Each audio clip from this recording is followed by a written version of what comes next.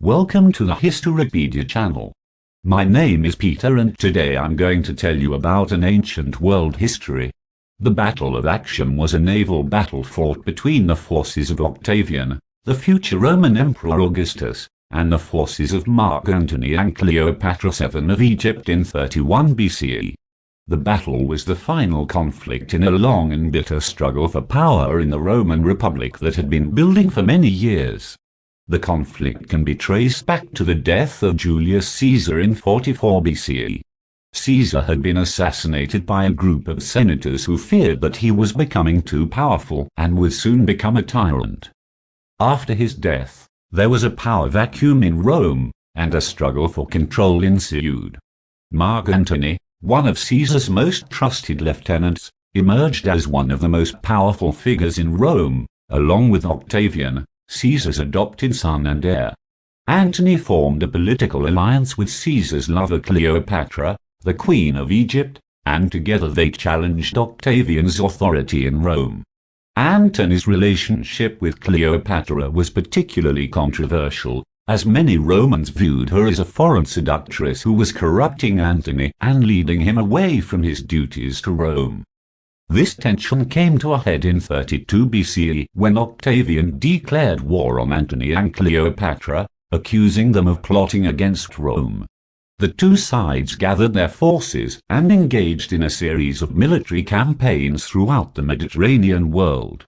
Antony and Cleopatra's forces were based in Egypt, while Octavian's forces were based in Italy. The two sides fought several battles, but neither was able to gain a decisive advantage. The stage was set for a final showdown at the Battle of Actium.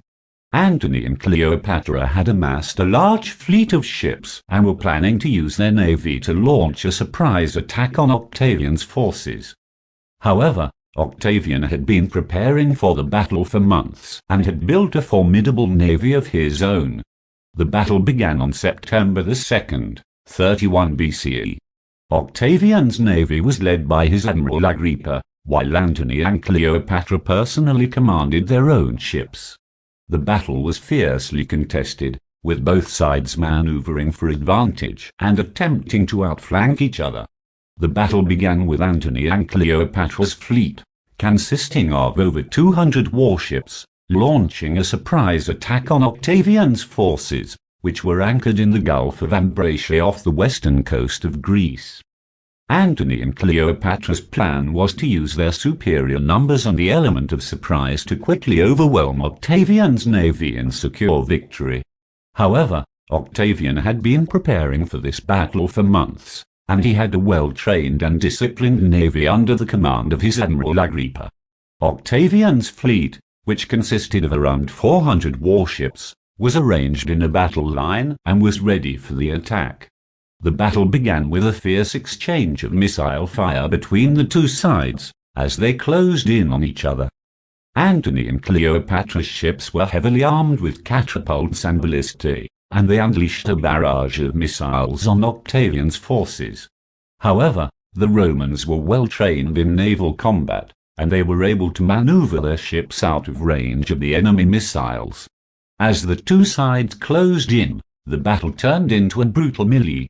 Antony and Cleopatra's ships attempted to board Octavian's vessels and engage in hand-to-hand combat, but the Romans were able to repel these attacks with their superior training and equipment. At one point in the battle, Antony and Cleopatra's flagship, the Antonias, broke through Octavian's line and attempted to escape. However, Agrippa was able to maneuver his ships and trap the Antonias in a pincer movement, effectively isolating it from the rest of the Egyptian fleet. With the Antonias surrounded, Octavian's forces unleashed a massive volley of arrows and javelins, causing significant damage to the ship and killing many of its crew. Antony and Cleopatra, who were aboard the ship, realized that the battle was lost and ordered their fleet to retreat. The Egyptian ships began to fall back, but Octavian's forces pursued them relentlessly. Many of the Egyptian ships were captured or destroyed, and the rest of the fleet fled back to Egypt. The aftermath of the Battle of Actium was significant, both for the Roman Republic and for the wider Mediterranean world. Here is a detailed account of the battle's aftermath. 1. Octavian's consolidation of power. With the victory at Actium, Octavian emerged as the undisputed leader of Rome. He returned to Rome in triumph, and the Senate bestowed upon him the title of Augustus, meaning the revered one. Augustus was now the sole ruler of Rome, and he began to establish a new system of government that would endure for centuries. 2. End of the Roman Republic. The Battle of Actium marked the end of the Roman Republic and the beginning of the Roman Empire. The Republic had been in decline for decades, with political instability and corruption rampant. Augustus's victory at Actium marked the end of the civil wars that had plagued the Republic and allowed him to establish a stable, authoritarian government. 3. Decline of the Hellenistic world. The defeat of Antony and Cleopatra marked the end of the Hellenistic era in the Mediterranean world. For centuries, Greek culture and language had been dominant throughout the region, but with the rise of Rome, Latin and Roman culture would begin to dominate.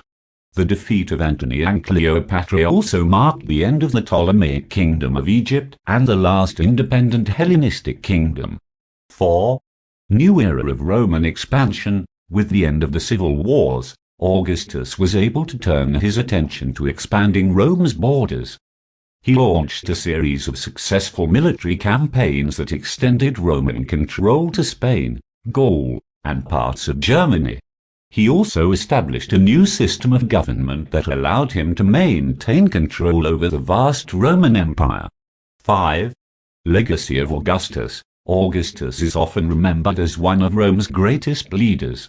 He established a system of government that endured for centuries and brought stability and prosperity to the Roman Empire.